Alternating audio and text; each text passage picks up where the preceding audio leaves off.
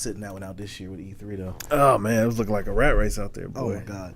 What's up, beautiful people? This is Games Music Life Podcast, episode 76. 76 of them things at you. Yeah, we're getting closer to 100. Yeah, man. We're getting closer to 100. But yo, I'm your residential gamer, Nadir. Yo, it's Cal Kev, man, the breaker of chains, finisher of games and review of them things. Absolutely, man. So yes, we are back today with the weekly podcast, and like I said, we are Games Music Life, man. So thanks for joining us today. Always. So we started off like we always do. What are we playing? Yep. So I dove back into the world of retro gaming again. Started playing Yoshi's Island. I was telling you about that. Okay. On my Vita, and still got more deeper into The Witcher 3, which is a phenomenal game if you see it on sale. But just following all this E3 stuff, I really get a chance to play as much as I wanted to. So I just kind of been a little hiatus though. I feel it, man. I just been wrapping things up on 2K. You know what I'm saying? NBA season's over, so a lot of the content that we were getting that was getting pushed out there is drying up. So I was just trying to get last little handle on that stuff right there, man. I actually kind of got back to mobile gaming. Started playing Candy Crush. I don't know why. What? I don't know why. Candy Crush? I don't know why I started playing Candy Crush again, man. But I've been playing Candy Crush heavy, man. All three of them, three of y'all. Yeah. But I've been playing that heavy, man. But that's been what's consuming my time as far as games. Okay. And piggyback on that too. I mean, speaking of mobile, I guess I don't think about it as much. That daggone pool game you got me hip to. Yeah, man, it's fire. Every day, do my daily spin, and I'll get a couple games in, and it's one of those games though. It does take a lot of skill to play that game. Yeah, you know, the more and more you play, you'll get better. But it's also been playing that. But man, I'll tell you what though, man, I've also been playing a lot of Connect 4. I don't know why. I've been playing a lot of simple games, man. I've been playing my sister in Connect 4, man, trying to help her, trying to teach her the game a little bit. But yeah, man, I've been turning into a beast in that Connect 4 too. And you play it on iPhone. I play it on iPhone. So is it one of those games that's included in the chat? Yep. Like the pool. Right back for text message. Chat. It's funny too because Amaya was clowning me, and I told her like it brought me back to when you and I talked, because she was like, "Dad, you playing the pool game? You showed me you playing the pool." And she goes, "Hold on, you got an app for that?" Right. And I was like, "Yeah, I have an app for that." She said, "Hold on, so it's not included with like your text messaging like it is on iPhone?" Right. She started laughing. And I'm thinking in my head like, man, you done talked to Uncle Kevin, haven't you, man? Like I'm not dealing with this at home. Okay, I'll take it from him on, but I'm not gonna deal with it on you. But listen, man, it's that fire. Yeah, that fire. It's funny though how a game like Connect 4 still has legs in today. Yeah, and still fun. A simple game that's really just like not even graphically or anything like that. It goes back to what we always been saying, man. If the game is fun. You know what I'm saying? Gives you steady competition, man. Something that you can kind of play passively. Yeah. It's great inclusion, I think. So when you do, and I'm gonna sound a little silly here because I don't have an iPhone. I'm an Android guy. So when it is your turn, you just get like a text message and tells you it's your turn. Yep, you just get a text, let you know it's your turn, man. You take it, send it back once you're done, and that's it. Might be going to iOS. Yeah, man. If nothing else, man, move it to the iPad and you'll be good. You know what I'm saying? Then you have the best of both worlds. Yeah, that new iPad does look fire though. There you go. What is about them iPads? They get me all the time. Hey, man, they're nice devices. All right, man. So, let's get into it, man. So, a lot to unpack today. It is E3 week. Yes. A lot of stuff's come on. We talked about it. Right. Is it right? It definitely feels weird this year. And this is we didn't go this year, and I'm glad we didn't go. Yeah. I feel so weird about it. I'm on record of always saying I'm in a weird place in gaming, and I think this E3 was a combination of why I am. Yeah. A lot of the same, a lot of remakes, nothing new. I feel like this was the year to miss.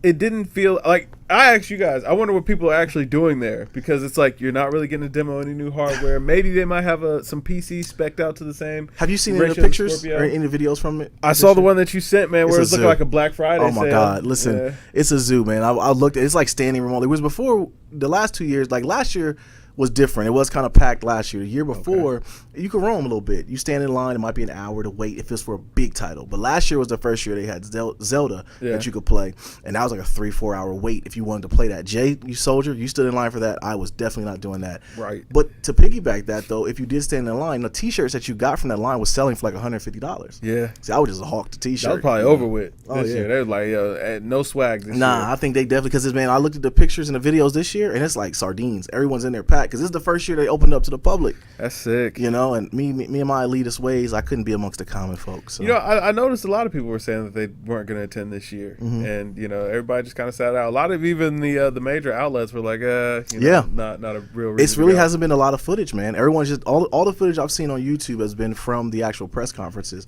not people experiencing it. Because I figured most people are like, you know, you get like an hour or two before the show to do some things, but you don't play anything. Right. So a lot of people try to go be amongst the people, whereas this year it's so packed and, you know, it's open to the general public, so you can't really mingle like you would before. Yeah. I'm gonna say, yo, it was packed. You couldn't even see the carpet. It was looking like a zoo, man. Yeah. It was looking like a zoo. Absolutely. But yo, let's get into it, man. So first one up is Microsoft. We talked about Microsoft at E3, man. Just kind of broke it in. And me being a residential fanboy of the Xbox and being a Microsoft supporter, almost got the tattoo on my arm of the Microsoft and Baseville. They absolutely blew it. They felt that way? I don't think. No. Okay, I take it back. They didn't absolutely blow it. I mean, I'm just really frustrated. Okay, they didn't do. It was a solid show. Nothing groundbreaking. From a person who is a PC gamer, I don't have any incentive to buy an Xbox One X. Yeah. So a person who, as an Xbox owner or someone that's on the fence of getting it, you have really no incentive of buying it. I'm really understanding like people, the buy-in for 4K, man. I don't know if 4K is really that big of a buy-in for people. I feel you on that. For me, when I saw it, it was like, it's nice, but is it really worth the $500 investment? I didn't feel like it would bring enough to the table that I needed to upgrade my current Xbox. It's like, you know, for the experience that I have on there, you know, I've been kind of tough on the Xbox, but for the experience that I had, it's fine where it's at. I didn't really see a big appeal with the One X or, you know, whatever. Yeah. To really buy in. I feel like a lot of gamers are going to kind of feel that way. But even before that, you made an excellent point, and that's absolutely right. What were the exclusives? Yeah. Forza 6. I mean, it was a lot of the same, man. It was a lot of the same. A lot of the stuff that like Crackdown was a good game on the Xbox 360 when it was out, and I'm going to buy Crackdown when it comes out for the Xbox One. Yeah. But what else? You know what I mean? Yeah. What else did they show? That makes it tough, man. That makes it tough. And just even beyond that, if Scorpio or, you know, One X was going to be your big selling point, you had to introduce something that was really just going to show off the power of that system, and I didn't feel like they brought it. Yeah, no, they didn't, and I knew they weren't going to leave the Xbox One behind, and just make titles exclusively for the Scorpio or the One X or whatever. Yeah. So it became basically the finesse move, just like Sony did with the PlayStation 4 Pro. Yeah, it was the PlayStation Pro. Basically. That's all it is. Yeah. You know, your games are gonna look better on this system, but you got to buy a new TV, and it's gonna be $499. So it's like, you know, as a person like myself who's a PC gamer, it's like I don't have a reason to, because the games are gonna come out for the PC. I can just buy them on there and play them on my system that's already better than the One X. And then a person like yourself, you have 1080p, which is fine. Yeah. Why would you pay close to $1,500 to do the buy-in? Get a new TV, get the Xbox One X. It's like I don't have an incentive to buy. Even my people, like you and I, people know us, podcast people, you guys know, we buy a lot of stuff, man. We are like the techie nerds of everything. So, and if I'm saying I don't know if I'm going to buy it, or I know I'm not going to buy it, I feel like they missed the mark. I definitely feel that way. They just should have gave us something, man. Like, we were all expecting something more. Absolutely. I felt better about the Xbox conference after I saw, you know, what Sony and Nintendo had to offer too. Yeah. But I still felt like Microsoft, this was their time to kind of break out of the cage. Yeah, this was it. This was their moment, man. They missed it. This was their moment. We definitely assumed that they would take the torch and run with it. This would be the time that Sony would take a back seat. Like, okay, we don't have nothing on slate, but let y'all go and rock. And I don't think they did. I mean, is it going to be, you know, a good product? I think so. But it is. Yeah, but it's no exclusives though. There's nothing. The game that looked good, that State of Decay 2 looked good. I think we should play that. But we'll be playing on the Xbox One. And then, even if that be the case, even if it was, you know, other titles that came out, as long as it has some titles, I don't care if it came out for the Scorpio or the Xbox One, as long as it has some more exclusives come out. And I don't think that they did, man. It didn't show a Gears, didn't show a Halo. I feel like what they really need to do, man, is give us a killer trade-in. Like, if you want me to go and get a Scorpio, you know, right out of the gate, because I feel like after a year, come on, you're going to have to get a price bump on that Scorpio. $500 is pretty steep for, you know, what's already on the market. Yeah. It's hard to kind of justify now. If I can get it for $250 and y'all take my old Xbox One, that's not bad. That's not too bad. That's not bad. Yeah, then I'd be a kind of a massage buy-in. But then also, it's like, I get all that, Kevin. I'm with you on that. That's definitely good. But what are we going to play on it? Hey man, that's, that's the real kicker. Like, you have some pretty games that you already owned, I guess. Get some upscales. Exactly. So yeah, man. So yeah, Forza does look good. It looked amazing, but State of Decay 2 looks real good. It did. State of Decay 2 looks fun. Yeah, that looks like a lot even of that fun. Pirates game don't look too bad. But it's a little too cartoony for me. I wasn't sold on Black Flag. That was during the Ubisoft conference, wasn't it? Yeah. I wasn't sold on Black Flag, so they can keep that. Yeah, I mean the games that look good that I really got amped about are multi-plats. Yeah, the Assassin's Creed. You know that Assassin's Creed does look good. I'm not even an Assassin's Creed dude, but that looked fun. Yeah. So yeah, man. But I think the days of owning both systems or all systems are kind of gone. You just get you one that your community rocks with, and you go with it. It's gonna have to be that way. I just don't understand why they didn't have a killer out there for this Scorpio. Know. Like, I mean, we've been hearing about the Scorpio since this time last year. Right. At this point, we've been talking about it that long. Yeah. And you just didn't have just a killer IP that was going to come out there and just blow us away. If nothing else, why isn't Destiny running like it's going to run on PC on the Scorpio? I think they had to dumb it down because of the PlayStation exclusiveness with it. Xbox should have came with that bag. They should have. I mean, you needed something. You needed something to sway people, and it's like, it's nothing that makes you want it. And even the game that they built up that was going to be that killer IP, I found out was a multi-plat, which is Anthem. Because the BioWare guys came out and did their presentation on the Xbox front. I'm like, okay, they got something here. And BioWare owes us one because they put the B team on that Mass Effect that blew up last year or this year, I should say.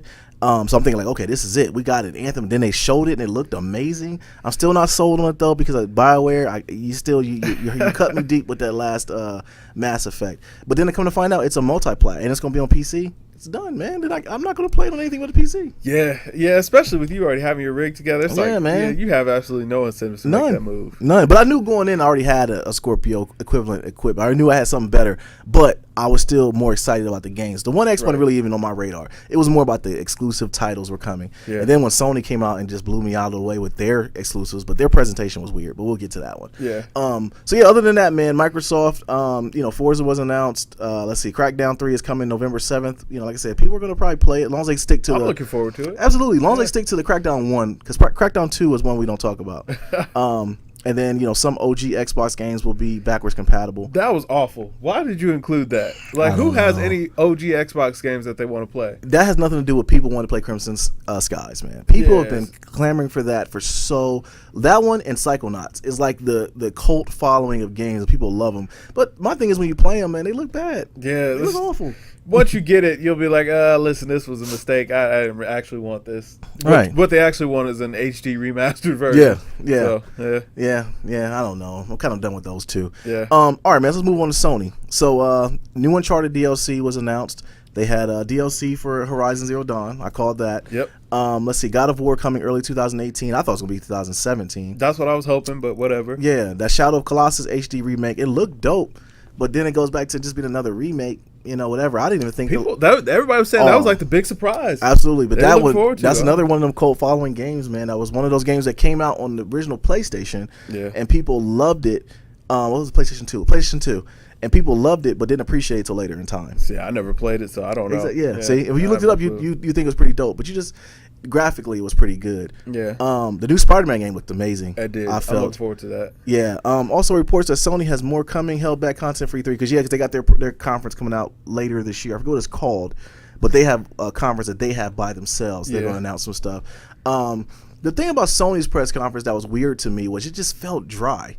It felt like I read every article I read. IGN put it better into perspective for me, which is how I felt. They kind of put my feelings into words. Was it just felt really odd, like just weird when you left. People were leaving. They said people were leaving the press conference in like silence. Like, what did we just watch? Right. Because it felt like they were just throwing stuff at you. Just throwing stuff at you. Like play the clip. Yeah, play the clip and let y'all deal with it. And then it was just like, all right, then holla, and they got out of there. And that was it. So it was like. It wasn't personable at all, which is weird because just like I talked about last week, man, I thought Sony was gonna kick the body, man. This was, especially after Microsoft blew it. In my opinion, they didn't come on any heat. But I will say though, Sony's exclusives do look very, very good. Which made me kind of wonder, like, is Sony kind of pulling away from the importance of E3? I think everybody do they feel like is. It's dying? I think everybody is. I think everybody's going to go to just their own shows, man. It makes sense. Yeah, because you think about it, though, man. If you have a show like that, which is just your fan base there, you kind of get a better gauge on what where you're at as a company. Yeah, You know what I mean? If you have just a place, I think it's PlayStation Experience is what it's called, and you have just their thing, and people are coming from out of town, your own E3 type event. I think that'd be very dope, man. Oh man, that's bad news for E3 though. Man, I always felt like E3 was special just because you were getting an update from everybody. You know what I'm saying? Yeah, but once people start branching off and doing their own thing, when it came out. For me though, it's like the more that we kind of get away from that, or the more that these companies are kind of mailing it in, because I mean, I was a little bit embarrassed for Microsoft when they announced Cuphead. I ain't gonna lie, like y'all should have just released that game and just not even said a word about it at this point. You know what I'm saying? $39.99. And it's kind of like, man, how excited can I get for games that I'm gonna get around this time next year? Exactly, and that's the thing about it. Everything that was announced comes out next year. Yeah, so it's like, yeah.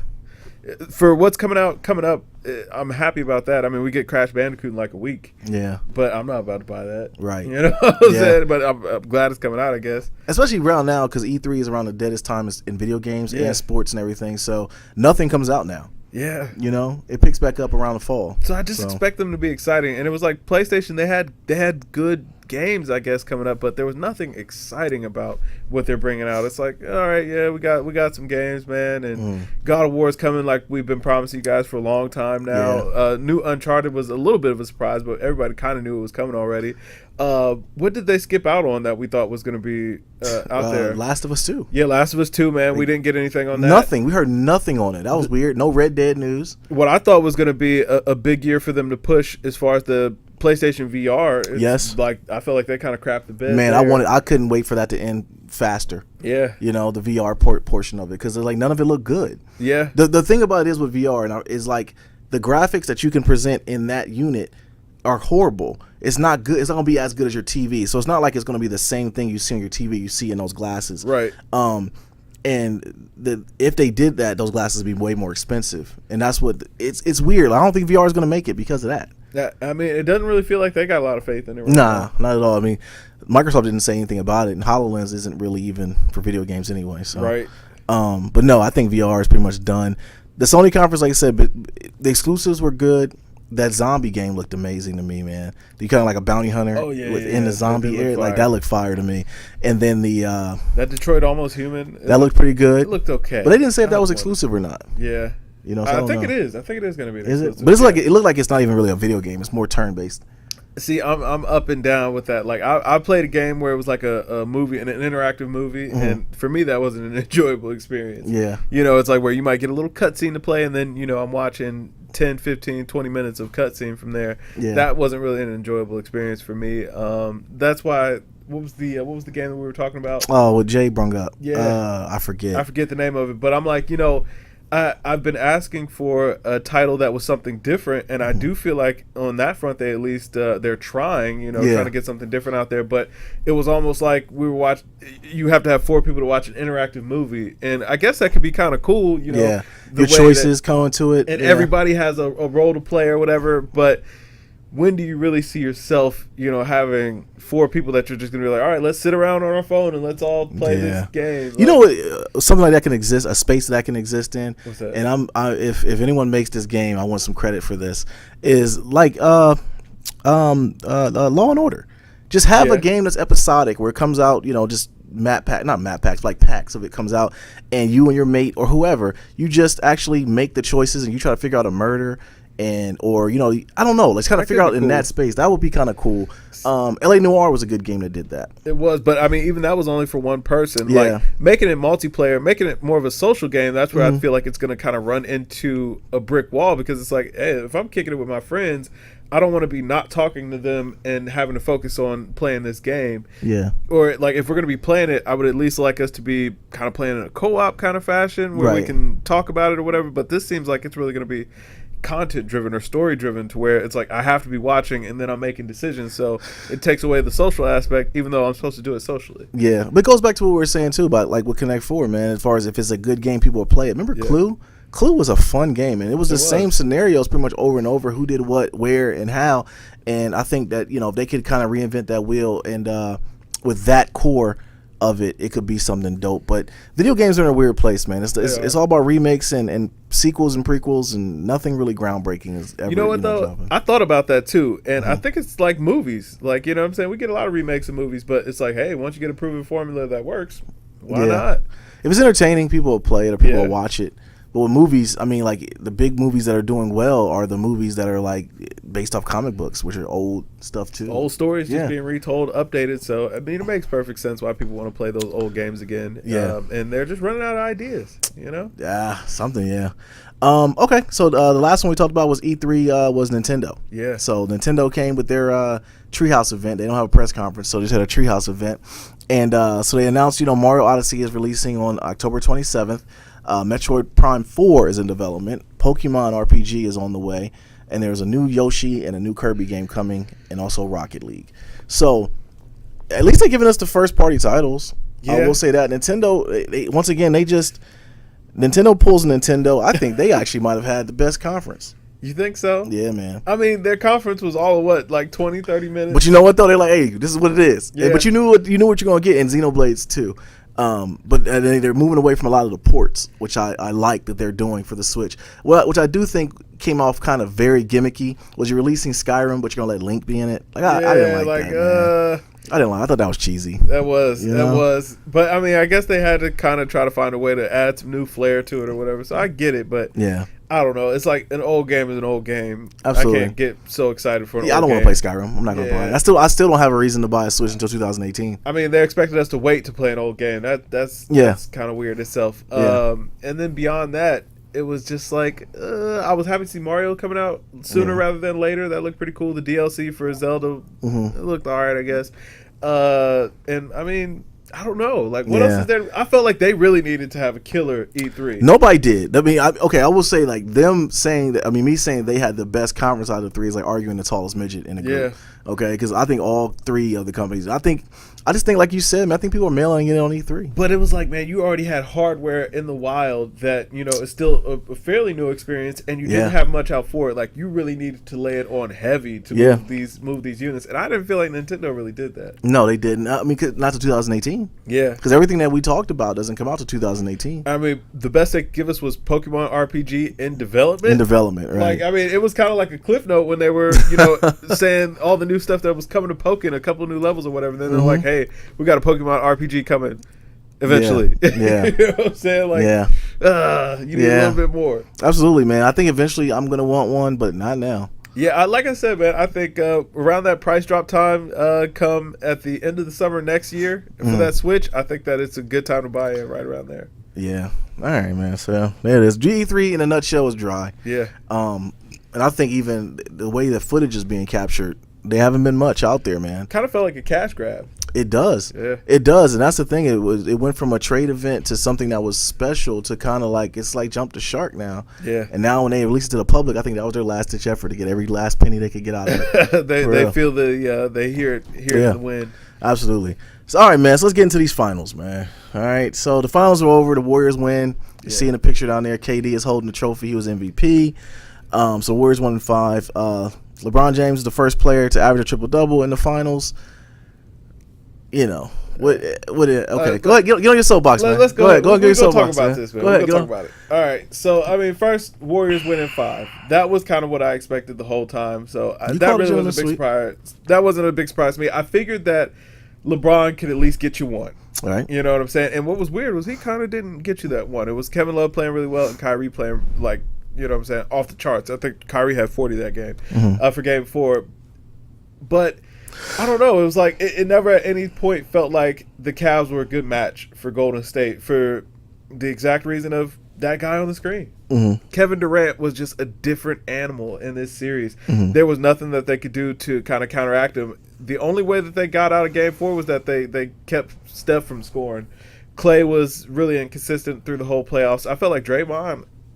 Sometimes I wonder, is Draymond the 4th superstar on that squad? Like, I know he's the heart and soul, but for what he actually gives you for production on the court, if KD and Steph are sitting, does Draymond really control the pace of the game at that point? I don't know that he does. He makes great outlet passes, and he's a high energy guy, high motor guy. But I mean, he's a small 4, and his 3 wasn't really falling. He didn't score a lot of points in the finals. Yeah, it's not really Draymond's attributes don't come off on the score chart. They don't. That is the biggest thing. Yeah, it's not that he gives them the ability to play small because he plays center. Yeah, and shoot, KD plays center at certain points. That's the thing about it with this team. They had so many matchups. Is that Gazelle, man? The biggest thing the biggest point that I had to point out for you, man, is you notice who's guarding Kyrie that whole series. You know what I'm saying? Like, once you got Clay on him, Kyrie was going to get his, but he was definitely slowed down. He had to work to get it. Yeah, he had to work to get it. He had to work to get it. So that was kind of where it really kind of played off. The one player that came up real small for Golden State was Zaza. I felt like Zaza, he gave them nothing. They didn't need him to, though. Well, it was just making me mad that every time I looked up, he was on the floor. Yeah, like he was on the floor with his hands up, like, oh. But you know who gave him good minutes? Surprisingly, Andre Iguodala, Sean Livingston. Andre Iguodala had the best plus minus for the series. Yeah, and then Sean Livingston and the other young boy, McCaw. Yeah, McCaw gave good minutes. They killed, man, and like it was like they gave offense almost like it made it seem like they scored, and they were like. So not surprised that they scored, but you was like happy that they gave you any offense because that second unit killed Cleveland. It killed them, but they didn't get anything off the bench for Cleveland. No, like I mean, no. That last game they only went 8 players deep, and I mean the bench gave, or I think they went 9 players deep, but the bench gave you nothing. Like there were 2 of those players who gave you nothing. I think Kyle Korver gave you 3 points in 18 minutes. I don't know if the stage was too big for Kyle Korver or it was just a matchup thing. I don't know, but he came up very small. He did, but I mean, I don't know. I feel like he wasn't really getting good looks out there. When he was open, he was knocking down, but he wasn't touching the whole ball a whole lot. Yeah, they got to shore up that bench. Like that bench is too old, too slow. Like when LeBron comes out of the game, there's nobody to match his intensity. But hold on, before we get into what the Cavs need to do, let's go back a little bit on Golden State. And the reason why, in my opinion, why they won was exactly what I didn't think they would do, which was they ran the hell out of Cleveland. They did. I mean, there was nothing you could do. And when we saw it, I knew after game 1 and 2, I was like, I don't know if I'm going to watch this series because as good as – okay, look at game 5. Cleveland shot almost 67% from the floor, 47% from 3, and they lost by 9. Yeah, wasn't enough. It just wasn't enough, man. They were just out there running, and that damn Gazelle, that 7-foot Gazelle running around. Just unstoppable. And I feel like that really shined throughout the season. I mean, he was 30-plus every game. I wasn't expecting him to step up the way he did. Oh, I knew it. I knew one time he guarded Kyrie all the way down the court one time. I said, yo, KD's really feeling himself right now, man. Yo, KD's just a special player. We were having this conversation, too. This is what I was saying about Russ. For where Russ went wrong was that he wanted to be the man on that team. And it wasn't about Russ not being a good enough player to be a number one option. It's that KD's skill set is so unique that you have to make sure that he is the first option, that he gets utilized, and everything else will fall into place for the rest of you. But with what I'm saying, Russ wanting to be the man, wanting a stat pad, wanting to build up his numbers, it really threw off the flow. Yeah, almost too dominant of a personality. So yeah, I will eat crow. I will definitely crow. I will concede. It definitely does not mean that you are the NBA. Listen, I'm living in that, man. No, you're not. I'll let you get by. I'll give you a week to say it, and that's it. I'm not gonna let you live with that. NBA expert. So I'll definitely eat crow. And I maybe this might be the first time I bet with my heart, man. I really wanted the Cavs to win. That's all it was. Yeah, I can admit that. I can admit that now. I just felt like they could have given more, could have done more, but then it was like I was blaming Tristan. I was blaming it. And listen, hurt people, man. Yo, TT was awful. Kevin Love was so hit or miss. Like he played a couple of good games, but when he stunk, he stunk. Kyrie, I felt like he didn't give you enough. Kyrie, when I was going back through the stats, when he shot above 50%, man, they look good. Games 3 and 4, he shot 55% or a little bit higher, and they look really good. But other than that, man, he was shooting 35 to 45%. That's and he had to work, man. Enough. He had to work. Yeah. Well, I mean, if your shot's not falling, you can't keep shooting. Kyrie's 9 for 21. Yeah. That's not going to work. Yeah. I don't know, man. So, back to the question. I'll go back to it. So, what do the Cavs do from here? What do the Cavs need to do? Now, this is going to be surprising, but I actually don't think that they're that far off. I felt like they should have won Game 3. On Games 3 and 4, I did feel like the refs were really kind of leaning towards giving the Cavs a win. Yeah. Like, Golden State couldn't get any momentum going. Like, they were trying to keep that matchup going. But Cleveland's biggest problem that they need to address is going to be the bench. Like, you got to clear house on that bench and get better right there, right away. Like, that's the first place that you look. I am of the mindset that you keep Kevin Love. I know everybody wants to throw him under the bus now. I think you should keep him. I think we just need some more energy guys. Yeah. I'm not a proponent of getting rid of Shump. I'm more of getting rid of Richard Jefferson's probably gonna walk into the sunset. I hope so. Channing Frye's got to go. Channing Frye's got to go. James Jones got to go. James Jones got to go. So those 3 players, you get 3 energy guys in there. Yeah. And then also give Derek Williams. Derek Williams. Give him a shot, man. In a matchup where the young boy for Golden State and Livingston, they were the biggest, in my opinion, and Iguodala. Yeah. Those 3 players, man, were the biggest. In Cleveland's crawl, they couldn't get past because when just keep carrying the team. They would, and they were getting athletic plays, beating them to the ball. Cleveland had a bigger lineup out there, but those young guys was running and faster, getting the rebounds and getting the second shots, kicking it back out, and then Clay's in the corner by himself, butt naked, bam, a 3. And it was so demoralizing to watch it play. Even when Cleveland was playing good, I'm thinking to myself, like, they're not going to win. You know? I mean, it was just one of those things. They couldn't play good enough. Mm-hmm. They shot well. They did everything okay, but it was like, even when I watched Game 4, I'm like, listen, they're not going to keep this up into Game 5. Like, nobody's scoring, 50 in the first quarter again. Right. Like, it's just not going to happen. Right. Like, and even then, we're watching. I'm like, yo, this isn't over. Right. They had 80 by the half, and it still felt like Golden State could creep in there at any time. Because in my opinion, you were playing more of Golden State's game by doing that. Yeah. So it's like Cleveland tried to play a Golden State type game, whereas last year, maybe they knew it was coming. I don't know. But just to hear the discipline, and I heard KD actually on Bill Simmons' podcast, which is a very good listen too. Yeah. And he talked this is cerebral mindset of it all, how Cleveland, and they broke it all the way down and what they felt like they could take advantage of, and I'd be damned if they did. And so I mean, all in all, man, I didn't watch a lot of the series. I'll be honest with you, man. It was more so just a stubbornness in myself. Couldn't really watch it. As far as what Cleveland can do, I really don't know, man. Yeah, I know you're on record as thinking Paul George would be a good move. I definitely think Paul. I don't know. I don't see where the money makes sense there. I don't think the money has to make sense anymore because of the whole bargain agreement now. The guys who get paid the most are going to be the guys who make All-NBA. Well, I mean, Paul George is going to want a maxer, and LeBron's getting a maxer. He can't. Kevin Love's getting a maxer. Yeah, that's what I'm saying. Yeah, but not even money-wise matching up. Paul George can't get that super max deal. Yeah, he can't get a super max. He can get the max. He can't get the super max. So he can. And if Cleveland wants to pay it, they'll pay him. But I mean, I don't even know if I want to see that. Yeah, I don't think Paul George adds enough. I mean, he plays the same position as LeBron. And that's too much money for not a great trade-off. He is a good two-way player, but I don't know if he's the right fit. I think that they need to shore up that 2 spot or get a point guard in there and move Kyrie to the 2. So who would you get? I mean, like what? Like CP3? If you could get CP3, I mean, he's going to, of course, have to take a little bit of less money. But if you could get him in there at somewhere, 15 to 17 million. Nah, he's getting a super max from the Clippers. The Clippers. But that's only if he doesn't want to win. Yeah. You know what I'm saying? If he doesn't care about winning, stay out in L.A., get all your money. But if you care about winning, I think that he could be a good fit for the Cavs. Or Carmelo. The only thing that I would say with Carmelo is if they got him, I think he would be great. And I know this is blasphemy, but he'd be great as a 6th man. Oh, Melo off the bench? Yeah, I hate to say it, but, I mean, he could be their Andre Iguodala. I mean, Andre Iguodala plays good enough to start. Yeah, but he's not super athletic, though. Yeah, that's what I'm saying. So Melo, it's like, man, when LeBron comes out, you're still going to get great minutes, but you need somebody that can keep that pace up when LeBron's out, or, you know what I'm saying, y'all can get a couple minutes together when Kyrie's off the floor, when Kevin Love's not on the floor. But does that give them enough to beat Golden State?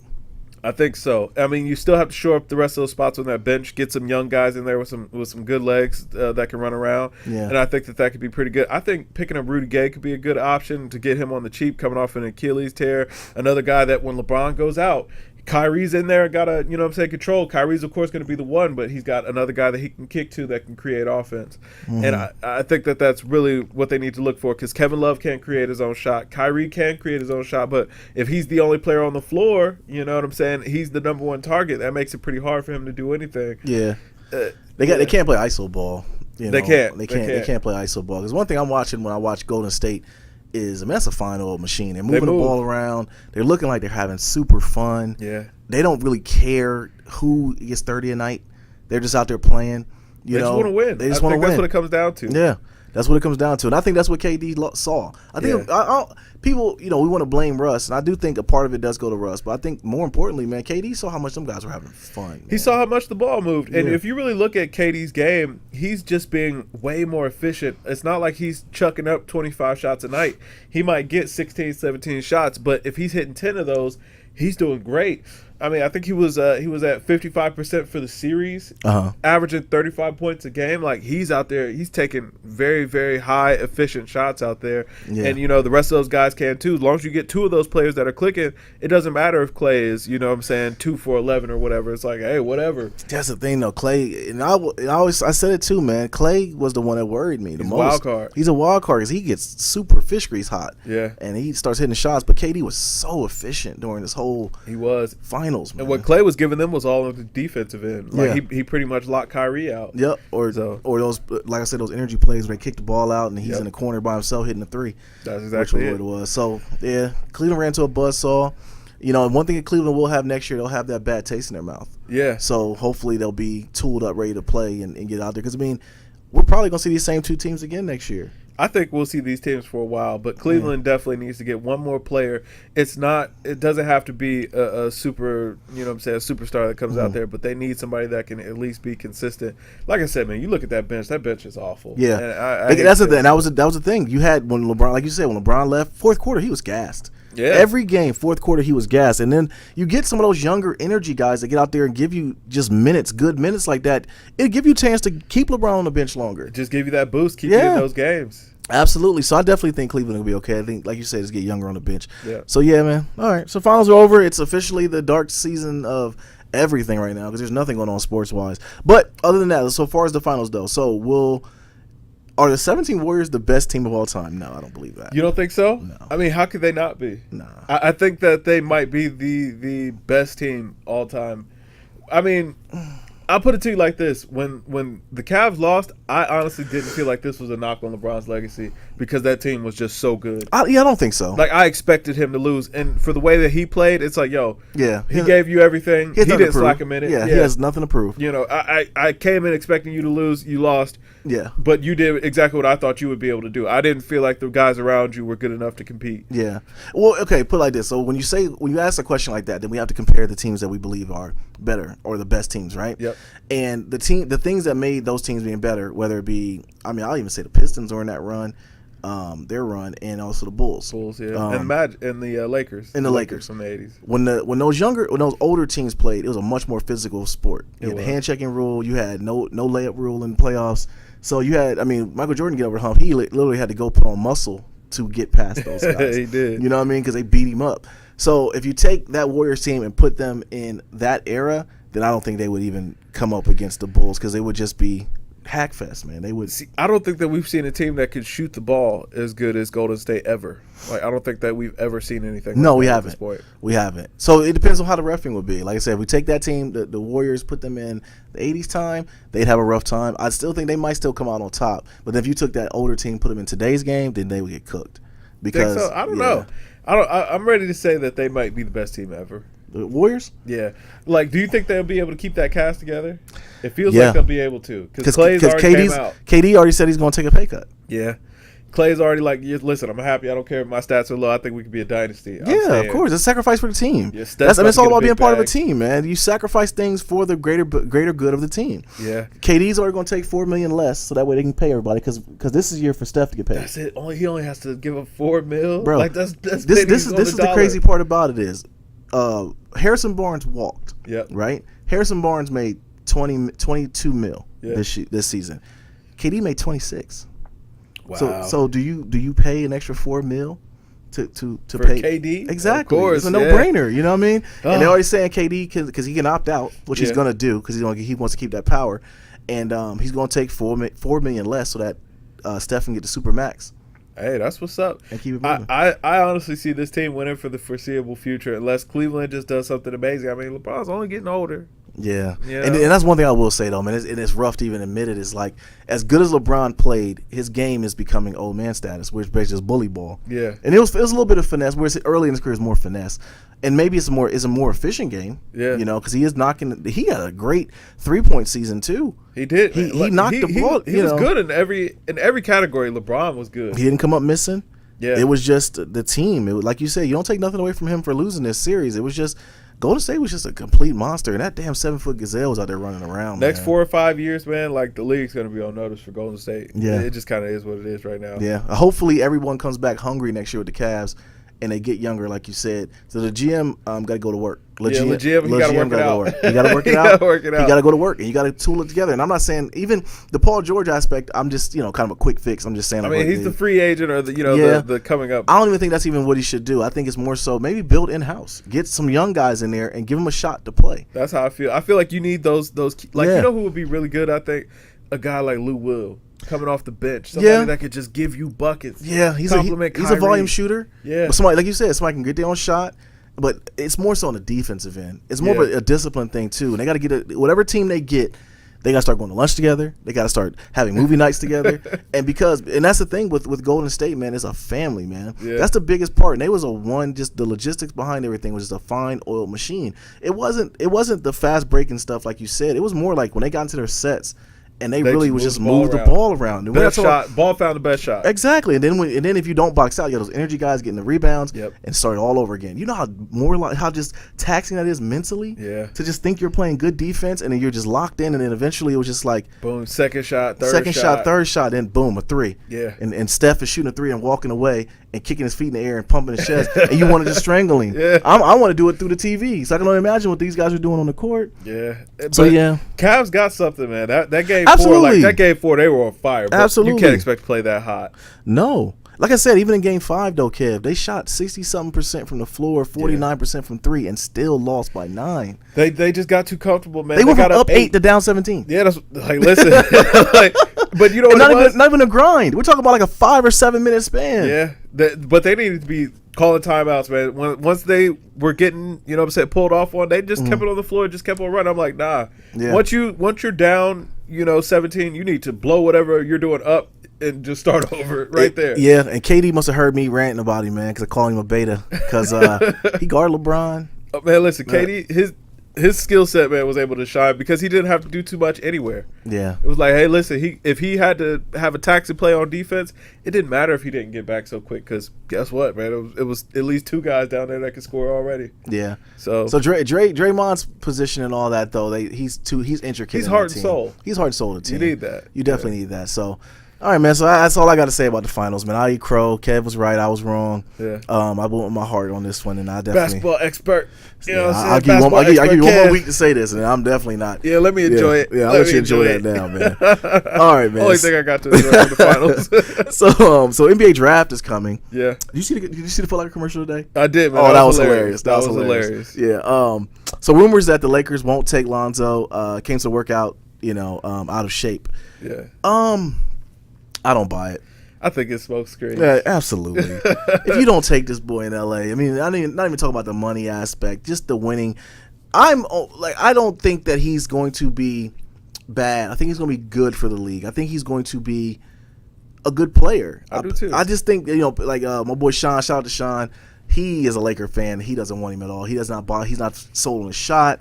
Sold on the fact of the LeVar aspect of it all. And I think eventually LeVar has to take a step back. I think that he will. I think he'll just move back to one of the younger sons. Yeah. He'll move to Jello. Yeah.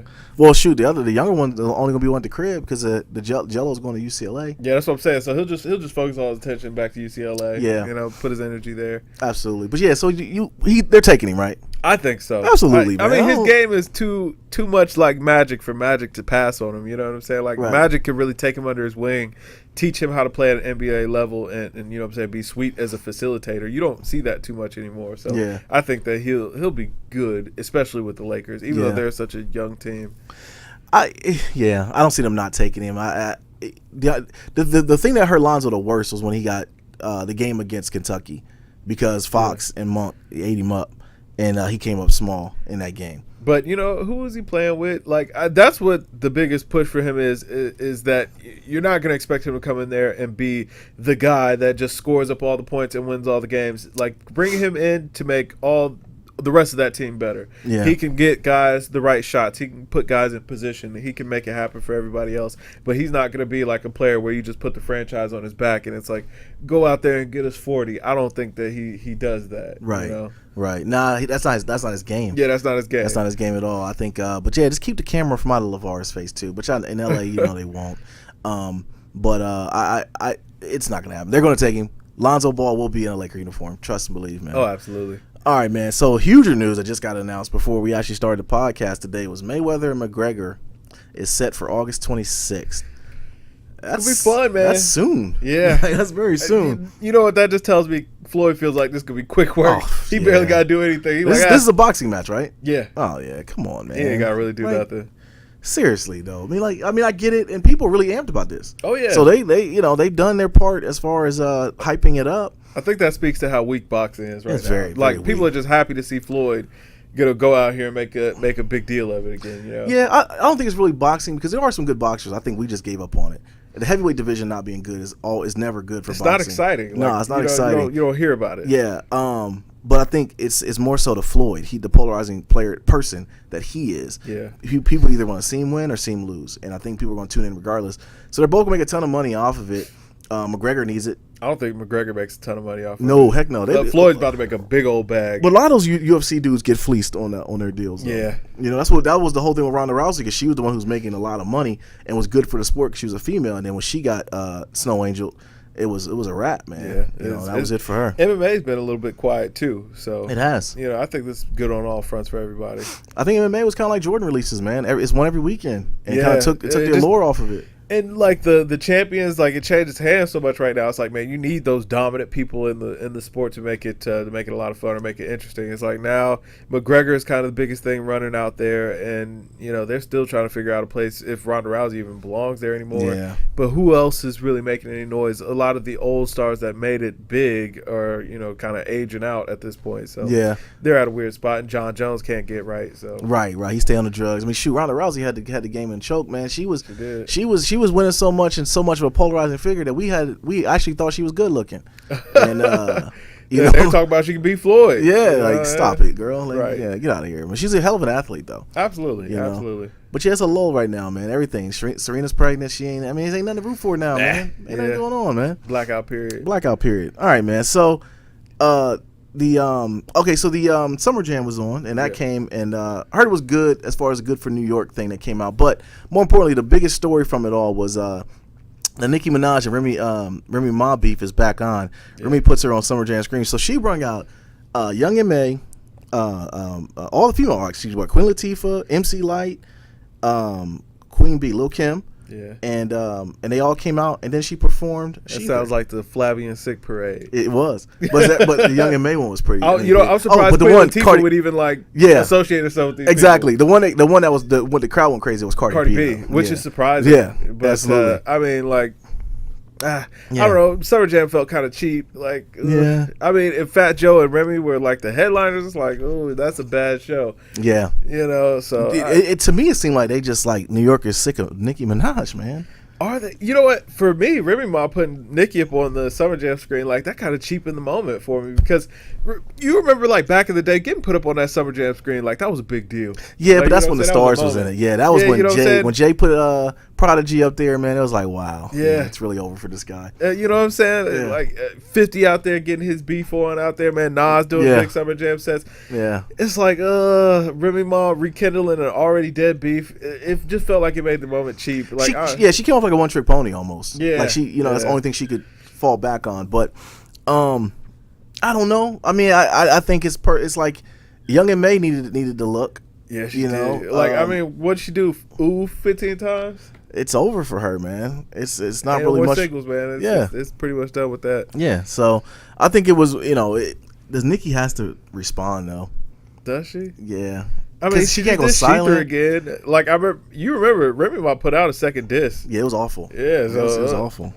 I don't know, man. But then it's getting kind of pathetic. It is. But I don't. Female rap is it's weird to me anyway. And that was the highlight of Summer Jam. That was a highlight. That's kind of sad. That makes me sad for hip hop.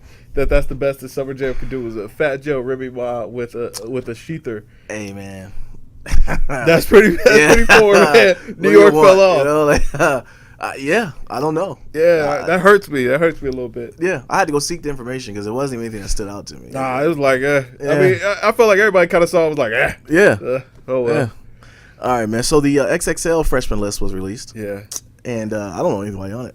again, man, I feel like this was another like cheap moment in hip hop. Like, man, that list used to mean something, man. Like, you used to have big time artists going out there, man. You got your Wale's, your Kid Cudis, Drake's, Asher Ross, man. Currency. I'm a Hot Spitter fan. Wiz Khalifa did the cover, man. A whole slew of artists that actually made it into something big or carved out a career. I see these kids now, and I'm like, who are they? Who are they, man? And like you said, you made a great point before we start recording, though, about how it's not even album driven anymore. Uzi Vert is one of the biggest acts. He doesn't have an album out. Yeah, and your boy Yachty shouldn't even put an album out. So they didn't, the only people I really even knew from the list were XXS Tentacion and he's not famous now for making music. Right, he's famous for getting KO'd or with no shoes on. Why do you have shoes on? I don't know. Why are you barefoot, man? In another man's city, you done popped off about this guy. You're in his city. I would think you have your Timbs on. You be ready to get low. Like, you gotta know. You never expect to just get duffed out on stage. You know what I'm saying? Yeah, like, I would say in the middle of a song. That is the hardest punch I might have ever seen in my life. Yeah, they knocked him in the neck. That's like Mike Tyson's punch out level. Yeah, you know what's actually crazy is he came back out and finished that show. Did he? Yeah. Hey, he's a soldier. Yeah, that's what I said. Man, they gave them smelling salt. Hey, because they came out and picked him up like a NASCAR crew. To come change the tires. They came out like a newborn baby. You know what it reminded me of? Like when your kid falls asleep on the couch. You got to go put him in the bed. Like, that dead weight. You gotta carry him around. Like, man, come on, wake up. You up. He was done. Picking you up. He was done for, hey, man. Yeah, that was a bowler. And the thing about it is, man, shout out to the dude who punched him, because when he punched him, he threw his hoodie on and then tried to get out of there. He tried to dip out of there. And they hit him with some of the vicious hooks I've ever seen. They did. They rocked his body. That was a whole weird thing. But to the double XL freshman cover, the only other person I recognized was Ugly God. I'm like, he got one song I know. I have no idea who I think Playboy Cardi made it. I think maybe. I guess I would hope so. He got the biggest song out right now. You just sent me the link for him. Yeah. So the rest of those guys, I'm like, who? Like, he got like Anime or somebody. Was Made in TYO maybe was on there. What's weird to me though is how the artists that we consider good, like Joey Badass, not Wale, but the guys who are current right now, they actually acknowledge these guys as being good for music or whatever. Oh, those guys are hot. And I just don't realize, like, before you would try to get them out the paint. Like, we wouldn't want them around. Like, I don't want Yachty in my beloved hip hop. I will say that till it go. I don't want him here, man.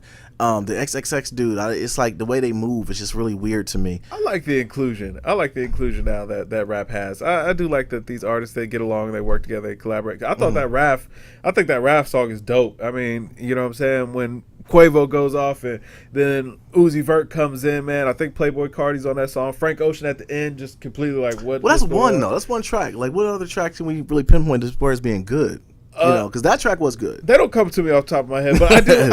I do like that these guys work together, man. I do like that we get that inclusion in hip hop. It's just for that freshman list, I'm like, I didn't feel like any of these people had put in enough work to really warrant it. Like, at least for back in the day, these people had mixtapes that people thought were hot. You know what I'm saying? They had at least a body of work that even if they hadn't put out an album yet, I mean, they had Kendrick had Section 80. You know what I'm saying? Coming out there. I mean, Lil B was who he was at that point. These guys here, it's like I don't really know what any of them have. I mean, Playboy Cardi's got a little mixtape that just came out. I keep saying his name. I don't even know if he was on the list. I think he was. Yeah, I just know the names, man. I don't be knowing that they got anything out. They might have a single, but I don't really know much about them. Little Pump, I don't know who that is. I've never heard of that. Yeah, dude. I never heard of this. Never heard of him. So I don't know. Yeah. All right, man. So the last story we had, man. So Dave Chappelle announces a joint show with Donald Glover, The Roots, Erykah Badu, Chris Rock, Trevor Noah, and many, many more. Yeah, that's gonna be dope. That is gonna be pretty. That's fire. Gonna be dope, man. You know what? Come on though. I don't know. I think he's doing like tour dates or whatever, and he's bringing some of these people along. So I think that's fun. That But did Chappelle do something like this though? He did that block party. Block party. That was dope. That was pretty dope. I think that these are all individual shows. So he'll have a show with Donald Glover. He'll have a show with Chris Rock. He'll have, I don't think it's gonna be like a festival format. So I think that's pretty dope. I'm always happy to see Dave getting back out there. Absolutely, man. I think the Netflix specials kind of got him motivated again. He got the bag from that. Yeah, absolutely. And I think the Max Player. Yeah, definitely, definitely. But yeah, I don't know. I mean, I would definitely check for it. Yeah, listen, I think that he's gonna end up selling it digitally at some point. So I'll definitely check for whatever it was. But that sounds pretty cool, man. Dave Chappelle putting something together. Dave Chappelle's a big hip hop head, man. Oh, absolutely, absolutely. He knows his stuff. Absolutely. So I definitely that. But yo, That is Games Music Life Podcast, episode 76, people. Yes. Anything we left out, you guys want to talk about, leave it in the comments below. Like we always do, this is going to be on iTunes, Stitcher Radio, Google Play. We're everywhere and nowhere at the same time, man. So definitely seek us out. But y'all, I'm your residential gamer, Nadir. Yo, this is Kev. And we are Games Music Life, man. Drink more water, people. Peace.